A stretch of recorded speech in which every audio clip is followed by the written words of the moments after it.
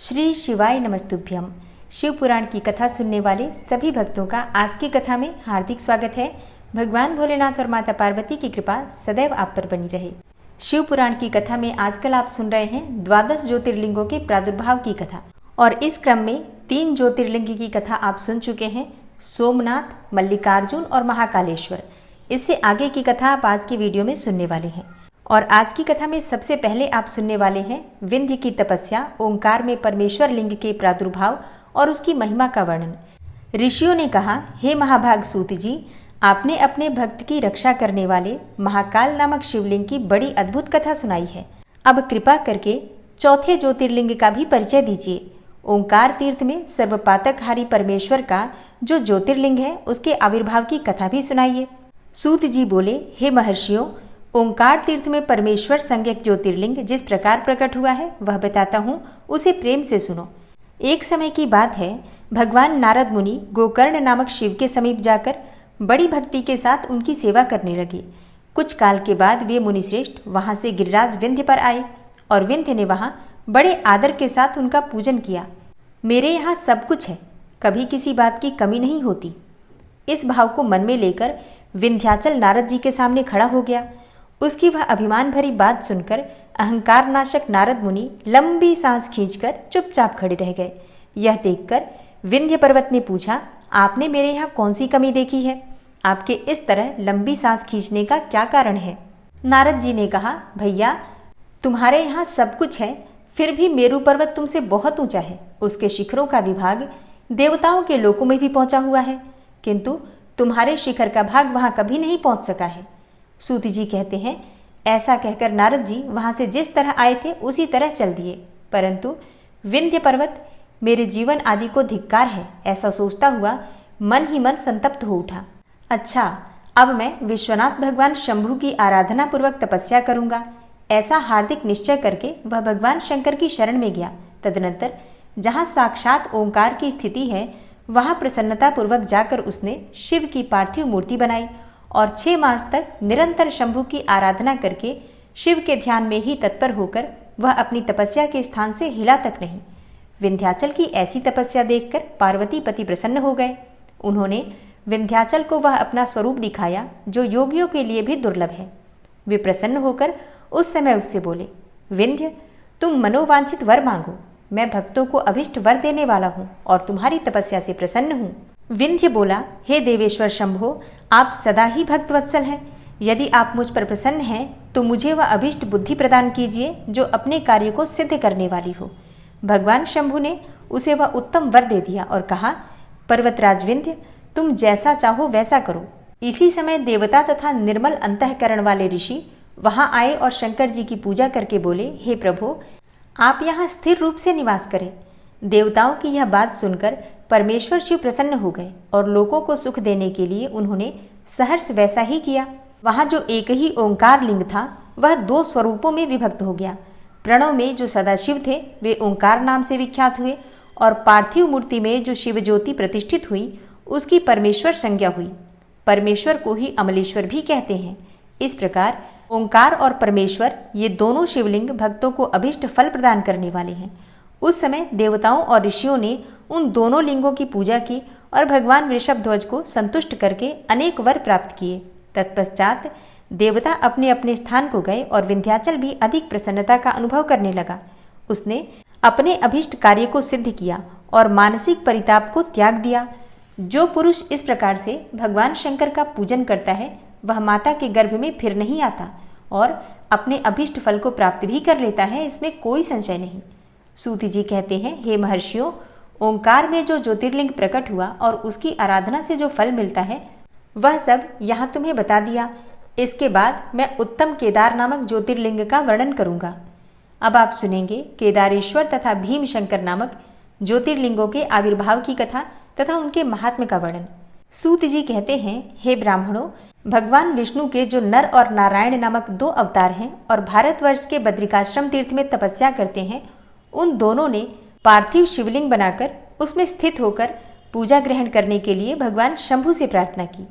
शिवजी भक्तों के अधीन होने के कारण प्रतिदिन उनके बनाए हुए पार्थिव लिंग में पूजन होने के लिए आया करते थे। जब उन दोनों के पार्थिव पूजन करते करते बहुत दिन बीत गए, तब एक समय परमेश्वर शिव ने प्रसन्न होकर कहा, मैं तुम्हारी आराधना से बहुत संतुष्ट हूँ, तुम दोनों मुझसे वर मांगो। उस समय उनके ऐसा कहने पर नर और नारायण ने लोगों के हित की कामना से कहा, हे देवेश्वर, यदि आप प्रसन्न हैं और यदि मुझे वर देना ही चाहते हैं तो अपने स्वरूप से पूजा ग्रहण करने के लिए यहीं स्थित हो जाइए। उन दोनों बंधुओं के इस प्रकार अनुरोध करने पर कल्याणकारी महेश्वर हिमालय के उस केदार तीर्थ में स्वयं ज्योतिर्लिंग के रूप में स्थित हो गए। उन दोनों से पूजित होकर संपूर्ण दुख और भय का नाश करने वाले शंभु लोगों का उपकार करने और भक्तों को दर्शन देने के लिए स्वयं केदारेश्वर के नाम से प्रसिद्ध होकर वहां रहते हैं। वे दर्शन और पूजन करने वाले भक्तों को सदा अभिष्ट वस्तु प्रदान करते हैं। उसी दिन से लेकर जिसने भी भक्ति भाव से केदारेश्वर का पूजन किया उसके लिए स्वप्न में भी दुख दुर्लभ हो गया। जो भगवान शिव का प्रिय भक्त वहां शिवलिंग के निकट शिव के रूप से अंकित वलय अर्थात कंकड़ या कड़ा चढ़ाता है, वह उस वलय युक्त स्वरूप का दर्शन करके समस्त पापों से मुक्त हो जाता है, साथ ही जीवन मुक्त भी हो जाता है। जो बद्रीवन की यात्रा करता है उसे भी जीवन मुक्ति की प्राप्ति होती है। नर और नारायण के तथा केदारेश्वर शिव के रूप का दर्शन करके मनुष्य मोक्ष का भागी होता है, इसमें कोई संशय नहीं। केदारेश्वर में भक्ति रखने वाले जो पुरुष वहां की यात्रा आरंभ करके उनके पास तक पहुंचने के लिए पहले मार्ग में ही मर जाते हैं, वे भी मोक्ष पा जाते हैं। इसमें विचार करने की आवश्यकता ही नहीं है। केदार तीर्थ में पहुंचकर वहां प्रेम पूर्वक केदारेश्वर की पूजा करके वहां का जल पी लेने के पश्चात मनुष्य का फिर जन्म नहीं होता। हे ब्राह्मणों, इस भारतवर्ष में संपूर्ण जीवों को भक्ति भाव से भगवान नर और नारायण की तथा केदारेश्वर शंभु की पूजा करनी चाहिए। अब मैं भीमशंकर नामक ज्योतिर्लिंग का महात्म्य कहूंगा, तुम ध्यान पूर्वक सुनो। कामरूप देश में लोकहित की कामना से साक्षात भगवान शंकर ज्योतिर्लिंग के रूप में अवतीर्ण हुए थे। उनका वह स्वरूप कल्याण और सुख का आश्रय है। हे ब्राह्मणों, पूर्व काल में एक महापराक्रमी राक्षस हुआ था जिसका नाम भीम था। वह सदा धर्म का विध्वंस करता और समस्त प्राणियों को दुख देता था। वह महाबली राक्षस कुंभकर्ण के वीर्य और कर्कटी के गर्भ से उत्पन्न हुआ था तथा अपनी माता के साथ सह्य पर्वत पर निवास करता था। एक दिन समस्त लोगों को दुख देने वाले भयानक पराक्रमी दुष्ट भीम ने अपनी माता से पूछा, माँ, मेरे पिताजी कहाँ हैं? तुम अकेली क्यों रहती हो? मैं यह सब जानना चाहता हूँ, अतः यथार्थ बात बताओ। कर्कटी बोली, बेटा, रावण के छोटे भाई कुंभकर्ण तेरे पिता थे। भाई सहित उस महाबली वीर को श्री राम ने मार डाला। मेरे पिता का नाम कर्कट और माता का नाम पुष्कसी था। विराध मेरे पति थे जिन्हें पूर्व काल में राम ने मार डाला। अपने प्रिय स्वामी के मारे जाने पर मैं अपने माता पिता के पास ही रहती थी।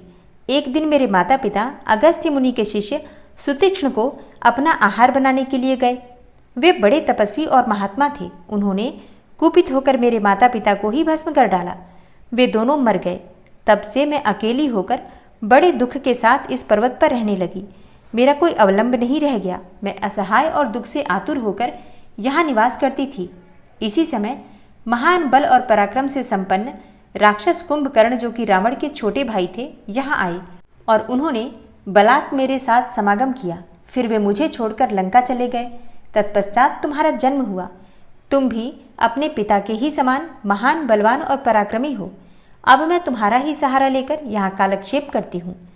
सूत जी कहते हैं, हे ब्राह्मणों, कर्कटी की यह बात सुनकर भयानक पराक्रमी भीम कुपित होकर यह विचार करने लगा कि मैं विष्णु के साथ कैसा बर्ताव करूं। इन्होंने तो मेरे पिता को ही मार डाला और मेरे नाना नानी भी उनके भक्त के हाथ से ही मारे गए। विराट को भी इन्होंने ही मार डाला और इस प्रकार मुझे बहुत दुख दिया। यदि मैं अपने पिता का पुत्र हूँ तो श्रीहरि को अवश्य पीड़ा दूंगा। ऐसा निश्चय करके भीम महान तप करने के लिए चला गया। उसने ब्रह्मा जी की प्रसन्नता के लिए 1000 वर्षों तक महान तप किया। तपस्या के साथ साथ वह मन ही मन इष्ट देवता का ध्यान भी किया करता था। तब लोक पितामह ब्रह्मा उसे वर देने के लिए गए और इस प्रकार बोले। ब्रह्मा जी ने कहा, भीम, मैं तुम पर प्रसन्न हूँ। तुम्हारी जो इच्छा हो उसके अनुसार वर मांगो। भीम बोला, हे देवेश्वर, हे कमलासन, यदि आप प्रसन्न हैं और मुझे वर देना चाहते हैं तो आज मुझे ऐसा बल दीजिए जिसकी कहीं तुलना न हो।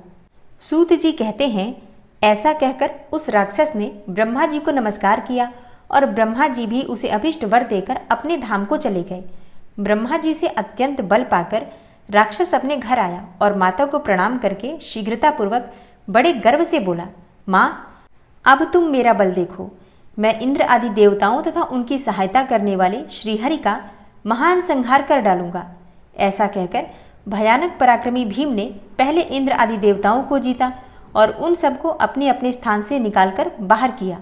तदनंतर देवताओं की प्रार्थना से उनका पक्ष लेने वाले श्रीहरि को भी उसने युद्ध में हराया। फिर प्रसन्नतापूर्वक पृथ्वी को जीतना प्रारंभ किया। सबसे पहले वह कामरूप देश के राजा सुदक्षिण को जीतने के लिए गया। वहां राजा के साथ उसका भयंकर युद्ध हुआ। दुष्ट असुर भीम ने ब्रह्मा जी के दिए हुए वर के प्रभाव से शिव के आश्रित रहने वाले महावीर महाराज सुदक्षिण को परास्त कर दिया और सब सामग्रियों सहित उनका राज्य तथा सर्वस्व अपने अधिकार में कर लिया। भगवान शिव के प्रिय भक्त धर्म प्रेमी परम धर्मात्मा राजा को भी उसने कैद कर लिया और उनके पैरों में बेड़ी डालकर उन्हें एकांत स्थान में बंद कर दिया।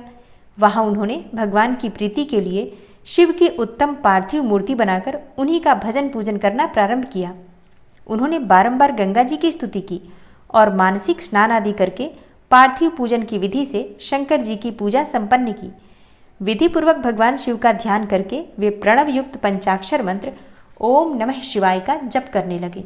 अब उन्हें दूसरा कोई काम करने के लिए अवकाश नहीं मिलता था। उन दिनों उनकी साध्वी पत्नी राजवल्लभा दक्षिणा प्रेम पूर्वक पार्थिव पूजन किया करती थी। वे दंपत्ति अनन्य भाव से भक्तों का कल्याण करने वाले भगवान शंकर का भजन करते और प्रतिदिन उन्हीं की आराधना में तत्पर रहते थे।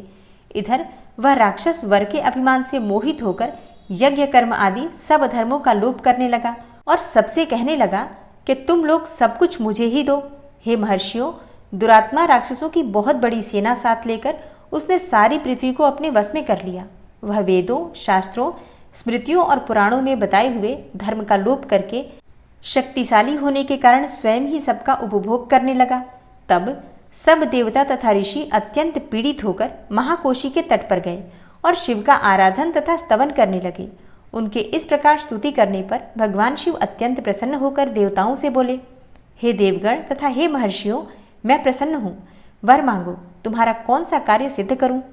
देवता बोले, हे देवेश्वर, आप अंतर्यामी हैं, अतः सबके मन की सारी बातें जानते हैं, आपसे कुछ भी अज्ञात नहीं है। हे प्रभु, हे महेश्वर, कुंभकर्ण से उत्पन्न कर्कटी का बलवान पुत्र राक्षस भीम ब्रह्मा जी के दिए हुए वर से शक्तिशाली होकर देवताओं को निरंतर पीड़ा दे रहा है। अतः आप इस दुखदायी राक्षस का नाश कर दीजिए, हम पर कृपा कीजिए, विलंब न कीजिए। शंभु ने कहा, हे देवताओं, कामरूप देश के राजा सुदक्षिण मेरे श्रेष्ठ भक्त हैं, उनसे मेरा एक संदेश कह दो, फिर तुम्हारा सारा कार्य शीघ्र ही पूरा हो जाएगा। उनसे कहना, कामरूप देश के अधिपति महाराज सुदक्षिण, हे प्रभु, तुम मेरे विशेष भक्त हो, अतः प्रेम पूर्वक मेरा भजन करो। दुष्ट राक्षस भीम ब्रह्मा जी का वर पाकर प्रबल हो गया है, इसीलिए उसने तुम्हारा तिरस्कार किया है, परंतु अब मैं उस दुष्ट को मार डालूंगा, इसमें संदेह नहीं है। सूत जी कहते हैं, हे ब्राह्मणों, तब उन सब देवताओं ने प्रसन्नतापूर्वक वहां जाकर उन महाराज से शंभु की कही हुई सारी बातें कह सुनाई। उनसे वह संदेश कहकर देवताओं और महर्षियों को बड़ा आनंद प्राप्त हुआ और वे सब के सब शीघ्र ही अपने अपने आश्रम को चले गए।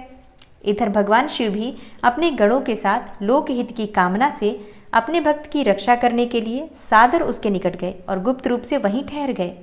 इसी समय कामरूप नरेश ने पार्थिव शिव के सामने गाढ़ ध्यान लगाना आरंभ किया। इतने में ही किसी ने राक्षस से जाकर कह दिया कि राजा तुम्हारे नाश के लिए कोई पुरस्चरण कर रहे हैं। यह समाचार सुनते ही वह राक्षस कुपित हो उठा और उनको मार डालने की इच्छा से नंगी तलवार हाथ में लिए राजा के पास गया। वहां पार्थिव आदि जो सामग्री स्थित थी उसे देखकर तथा उसका प्रयोजन और स्वरूप को समझकर राक्षस ने यही माना कि राजा मेरे लिए कुछ कर रहा है, अतः सब सामग्रियों सहित इस नरेश को मैं बलपूर्वक अभी नष्ट कर देता हूँ। ऐसा विचार कर उस महाक्रोधी राक्षस ने राजा को बहुत डांटा और पूछा, क्या कर रहे हो? राजा ने भगवान शंकर पर रक्षा करने का भार सौंपकर कहा, मैं चराचर जगत के स्वामी भगवान शिव का पूजन करता हूँ। तब राक्षस भीम ने भगवान शंकर के प्रति बहुत तिरस्कार युक्त दुर्वचन कहकर राजा को धमकाया और भगवान शंकर के पार्थिव लिंग पर तलवार चलाई। वह तलवार उस पार्थिव लिंग का स्पर्श भी नहीं करने पाई कि उससे साक्षात भगवान हर वहां प्रकट हो गए और बोले, देखो मैं भीमेश्वर हूं और अपने भक्त की रक्षा के लिए प्रकट हुआ हूं। मेरा पहले से ही यह व्रत है कि मैं सदा अपने भक्त की रक्षा करूं, इसलिए भक्तों को सुख देने वाले मेरे बल की ओर दृष्टिपात करो। ऐसा कहकर भगवान शिव ने पिनाक से उसकी तलवार के 2 टुकड़े कर दिए। तब उस राक्षस ने फिर अपना त्रिशूल चलाया, परंतु शंभु ने उस दुष्ट के त्रिशूल के भी सैकड़ों टुकड़े कर डाले। तदनंतर शंकर जी के साथ उसका घोर युद्ध हुआ, जिससे सारा जगत क्षुब्ध हो उठा। तब नारद जी ने आकर भगवान शंकर से प्रार्थना की।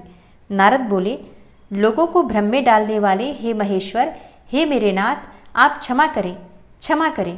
तिनके को काटने के लिए कुल्हाड़ा चलाने की क्या आवश्यकता है? शीघ्र ही इसका संहार कर डालिए। नारद जी के इस प्रकार प्रार्थना करने पर भगवान शंभु ने हुंकार मात्र से उस समय समस्त राक्षसों को भस्म कर डाला। हे मुने, सब देवताओं के देखते देखते शिवजी ने उन सारे राक्षसों को दग्ध कर दिया।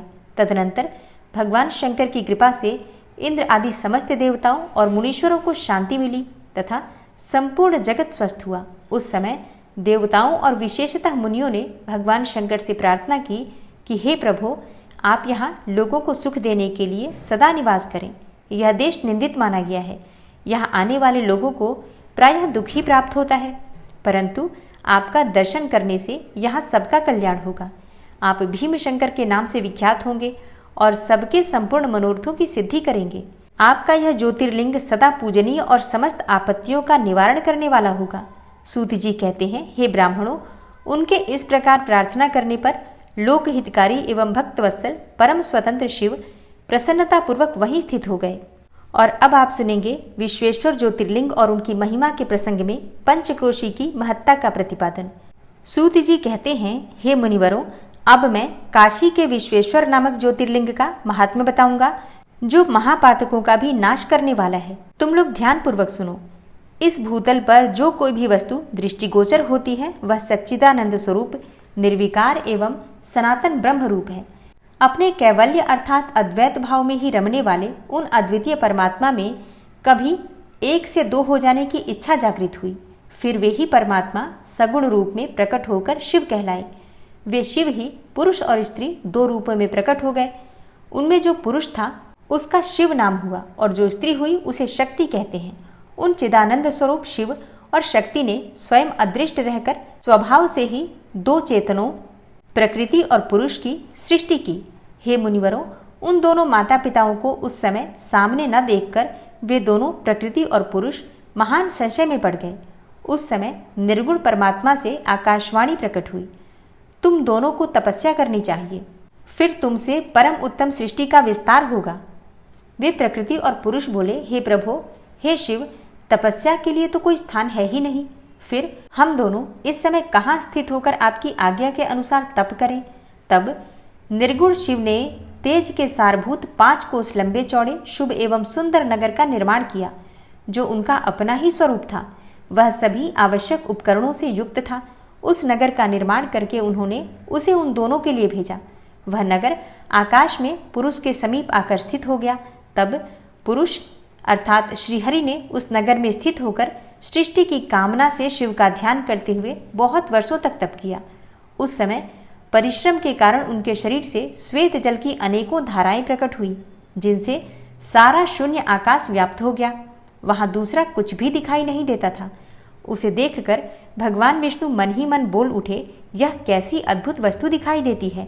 उस समय इस आश्चर्य को देखकर उन्होंने अपना सिर हिलाया, जिससे उन प्रभु के सामने ही उनके एक कान से मणि गिर पड़ी। जहाँ वह मणि गिरी वह स्थान मणिकर्णिका नामक महान तीर्थ हो गया। जब पूर्वोक्त जलराशि में वह सारी पंचक्रोशी डूबने और बहने लगी, तब निर्गुण शिव ने शीघ्र ही उसे अपने त्रिशूल के द्वारा धारण कर लिया। फिर विष्णु अपनी पत्नी प्रकृति के साथ वहीं सोए। तब उनकी नाभि से एक कमल प्रकट हुआ और उस कमल से ब्रह्मा उत्पन्न हुए। उनकी उत्पत्ति में भी शंकर का आदेश ही कारण था। तदनंतर उन्होंने शिव की आज्ञा पाकर अद्भुत सृष्टि आरंभ की। ब्रह्मा जी ने ब्रह्मांड में 14 भुवन बनाए। ब्रह्मांड का विस्तार महर्षियों ने 50 करोड़ योजन का बताया है। फिर भगवान शिव ने यह सोचा कि ब्रह्मांड के भीतर कर्मपाश से बंधे हुए प्राणी मुझे कैसे प्राप्त कर सकेंगे। यह सोचकर उन्होंने मुक्तिदायिनी पंचक्रोशी को इस जगत में ही छोड़ दिया। यह पंचक्रोशी काशी लोक में कल्याणदायिनी, कर्मबंधन का नाश करने वाली, ज्ञानदात्री तथा मोक्ष को प्रकाशित करने वाली मानी गई है। अतएव मुझे परम प्रिय है। यहाँ स्वयं परमात्मा ने अविमुक्त लिंग की स्थापना की है। अतः मेरे अंशभूत हे हरे, तुम्हें कभी इस क्षेत्र का त्याग नहीं करना चाहिए। ऐसा कहकर भगवान हर ने काशीपुरी को स्वयं अपने त्रिशूल से उतारकर मर्त्यलोक के जगत में छोड़ दिया। ब्रह्मा जी का एक दिन पूरा होने पर जब सारे जगत का प्रलय हो जाता है, तब भी निश्चय ही इस काशीपुरी का नाश नहीं होता। उस समय भगवान शिव इसे त्रिशूल पर धारण कर लेते हैं और जब ब्रह्मा द्वारा पुनः नई सृष्टि की जाती है, तब इसे फिर वे इस भूतल पर स्थापित कर देते हैं। कर्मों का कर्षण करने से ही इस पुरी को काशी कहते हैं। काशी में अविमुक्तेश्वर लिंग सदा विराजमान रहता है और वह महापातकी पुरुषों को भी मोक्ष प्रदान करने वाला है। हे मुनीश्वरों, अन्य मोक्षदायक धामों में सारूप्य आदि मुक्ति प्राप्त होती है। केवल इस काशी में ही जीवों को सायुज्य नामक सर्वोत्तम मुक्ति सुलभ होती है। जिनकी कहीं भी गति नहीं है, उनके लिए वाराणसी पुरी ही गति है। महापुण्यमयी पंचक्रोशी करोड़ों हत्याओं का विनाश करने वाली है। यहाँ समस्त अमरगण भी मरण की इच्छा करते हैं, फिर दूसरों की तो बात ही क्या है। यह शंकर की प्रिय नगरी काशी सदा भोग और मोक्ष प्रदान करने वाली है। कैलाश के पति, जो कि भीतर से सत्वगुणी और बाहर से तमोगुणी कहे गए हैं, कालाग्नि रुद्र के नाम से विख्यात हैं। वे निर्गुण होते हुए भी सगुण रूप में प्रकट हुए शिव हैं। उन्होंने बारंबार प्रणाम करके निर्गुण शिव से इस प्रकार कहा। रुद्र बोले, हे विश्वनाथ, हे महेश्वर, मैं आपका ही हूँ, इसमें संशय नहीं है। हे सांब महादेव, मुझ आत्मज पर कृपा कीजिए। हे जगतपते, लोकहित की कामना से आपको सदा यही रहना चाहिए। हे जगन्नाथ, मैं आपसे प्रार्थना करता हूँ, आप यहाँ रहकर जीवों का उद्धार करें। सूत जी कहते हैं, तदनंतर मन और इंद्रियों को वश में रखने वाले अविमुक्त ने भी शंकर से बारंबार प्रार्थना करके नेत्रों से आंसू बहाते हुए ही प्रसन्नता पूर्वक उनसे कहा। अविमुक्त बोले, हे काल रूपी रोग के सुंदर औषध देवाधिदेव महादेव, आप वास्तव में तीनों लोकों के स्वामी तथा ब्रह्मा और विष्णु आदि के द्वारा भी सेवनीय हैं। हे देव, काशीपुरी को आप अपनी राजधानी स्वीकार करें। मैं अचिंत्य सुख की प्राप्ति के लिए यहाँ सदा आपका ध्यान लगाए स्थिर भाव से बैठा रहूँगा। आप ही मुक्ति देने वाले तथा संपूर्ण कामनाओं के पूरक हैं, दूसरा कोई नहीं है। अतः आप परोपकार के लिए उमा सहित सदा यहाँ विराजमान रहें। हे सदाशिव, आप समस्त जीवों को संसार सागर से पार करें। हे हर, मैं बारंबार प्रार्थना करता हूँ कि आप अपने भक्तों का कार्य सिद्ध करें। सूत जी कहते हैं, हे ब्राह्मणों, जब विश्वनाथ ने भगवान शंकर से इस प्रकार प्रार्थना की, तब सर्वेश्वर शिव समस्त लोगों का उपकार करने के लिए वहां विराजमान हो गए। जिस दिन से भगवान शिव काशी में आ गए, उसी दिन से काशी सर्वश्रेष्ठ पुरी हो गई। ओम नमः शिवाय। श्री शिवाय नमस्तुभ्यम। आज की कथा का यहीं पर समापन करती हूँ और मिलती हूँ मैं आपसे कल की कथा में। उम्मीद करती हूँ आज की कथा आपको अवश्य पसंद आएगी। और हाँ, अगर आपको कथाएं अच्छी लगती हैं तो वीडियो को लाइक करने के साथ ही ज़्यादा से ज़्यादा इस वीडियो को अपने फैमिली फ्रेंड्स के साथ शेयर कीजिए। और एक और चीज़ जो मैं आप लोगों से कहना चाहती हूँ, अगर आप लोग शिवपुराण की कथा सुन रहे हैं तो जितने लोग इस कथा को सुन रहे हैं, कम से कम उतने लाइक्स उतने कमेंट्स तो वीडियो पर आने चाहिए, क्योंकि शिवपुराण की कथा है, भगवान शिव की कथा है, दुर्लभ कथा है ये। इसे सुनने के बाद भी बिना लाइक किए अगर आप लोग वीडियो से चले जाते हैं और बिना कमेंट किए चले जाते हैं, तो कहीं ना कहीं आप इस कथा को या तो समझ नहीं पा रहे हैं कि आप लोग सुन क्या रहे हैं, या फिर आपके अंदर नकारात्मक ऊर्जा कुछ तो है, तो उसे दूर कीजिए। लाइक करने से, भगवान शिव का नाम लिख देने से आपके अंदर सकारात्मक ऊर्जा का वास होगा। तो ये जो मैं आप लोगों को बोल रही हूँ लाइक या कमेंट करने के लिए, इसमें मेरे को एक पैसा भी नहीं मिलता, सिर्फ आप लोगों की भलाई के लिए, कि आप लोगों के अंदर सकारात्मक ऊर्जा का वास हो, इसलिए मैं ये आपसे कह रही हूँ। बाकी आपकी अपनी इच्छा, आप जैसा ठीक समझें। मिलती हूँ मैं आपसे कल की कथा में, तब तक के लिए नमस्कार।